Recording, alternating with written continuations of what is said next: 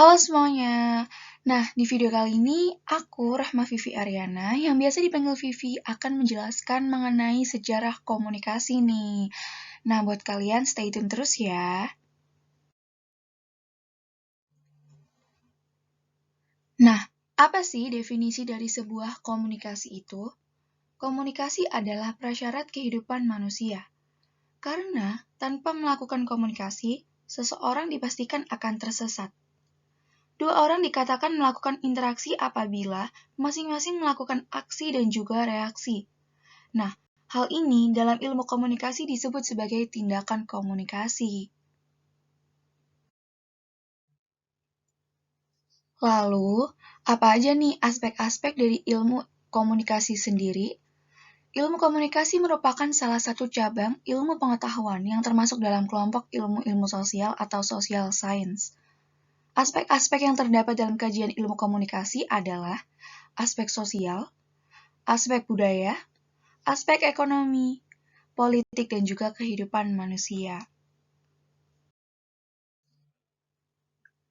Menurut Rogers, sejarah perkembangan komunikasi dapat dibagi menjadi 4 era perubahan nih. Yang pertama, ada era komunikasi tulisan, dimulai ketika bangsa Sumeria mulai mengenal kemampuan menulis dalam lembaran tanah liat sekitar 4.000 tahun sebelum Masehi. Yang kedua, ada era komunikasi cetakan. Era ini dimulai sejak penemuan mesin cetak hand press oleh Gutenberg pada tahun 1456. Kemudian, di era ketiga ada era telekomunikasi nih teman-teman. Era ini ditandai dengan ditemukannya alat telegraf oleh Samuel Morse pada tahun 1844. Dan yang terakhir, ada era komunikasi interaktif. Era ini mulai terjadi pada pertengahan abad ke-19. Selanjutnya aku bakal jelasin tentang sejarah perkembangan komunikasi. Nah, buat teman-teman yang penasaran, tetap stay tune terus ya.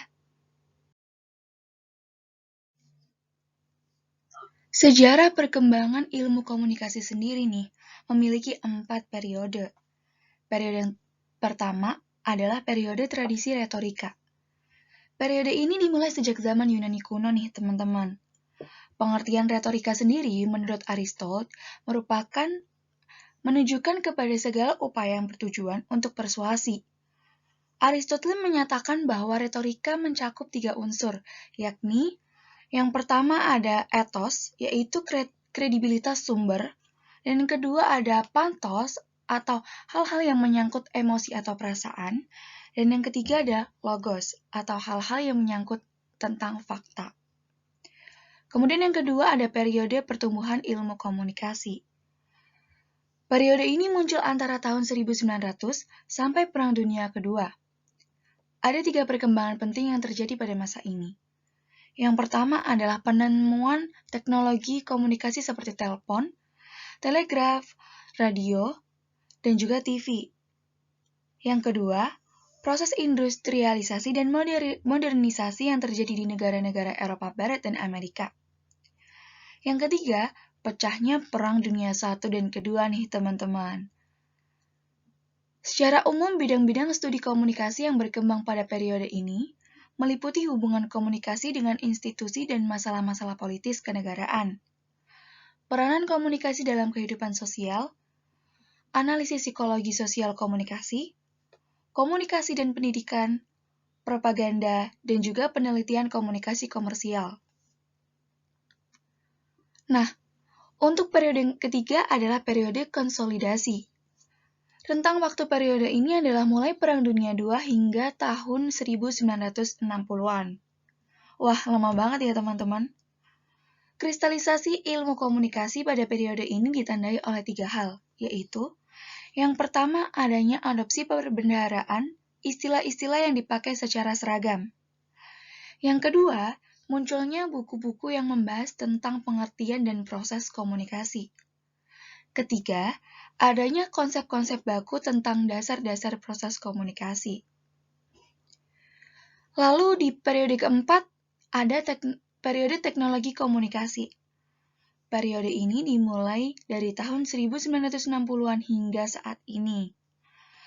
Periode pada masa sekarang juga disebut sebagai periode teknologi komunikasi dan informasi yang ditandai oleh beberapa faktor, yaitu kemajuan teknologi komunikasi dan informasi seperti komputer, VCR, parabola, video home computers, satelit komunikasi, video teks, laser vision, dan alat-alat komunikasi jarak jauh lainnya.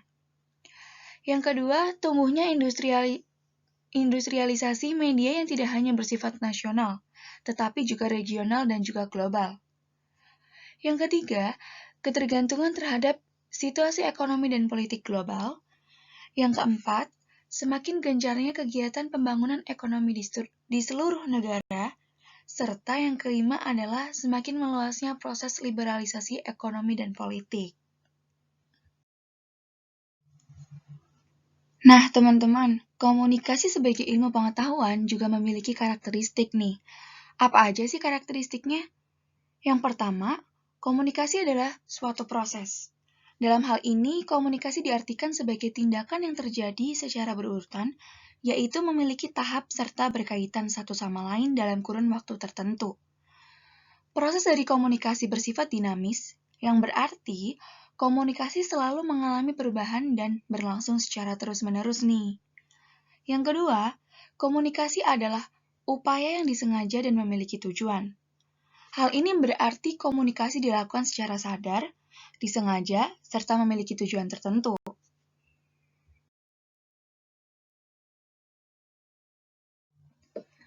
Yang ketiga adalah komunikasi menuntut adanya partisipasi dan kerjasama. Dalam hal ini akan berlangsung baik apabila pihak-pihak yang terlibat memiliki perhatian yang sama terhadap topik yang sedang diperbincangkan. Kemudian yang keempat adalah komunikasi bersifat simbolis. Artinya, komunikasi dilakukan menggunakan lambang. Seperti contoh, komunikasi antar manusia yang menggunakan bahasa verbal dalam bentuk kata, kalimat maupun baik secara lisan maupun tulisan.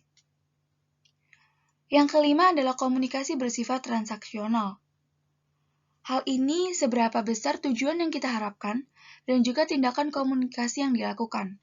Tergantung pada seberapa besar pula upaya yang kita lakukan untuk tindakan komunikasi tersebut.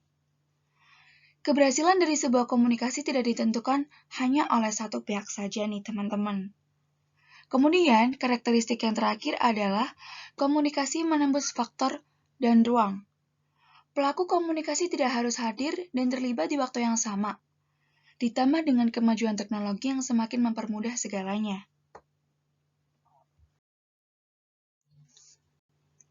Nah, mungkin segitu aja penjelasan singkat mengenai sejarah komunikasi dari aku. Sampai jumpa di video-video selanjutnya. Thank you!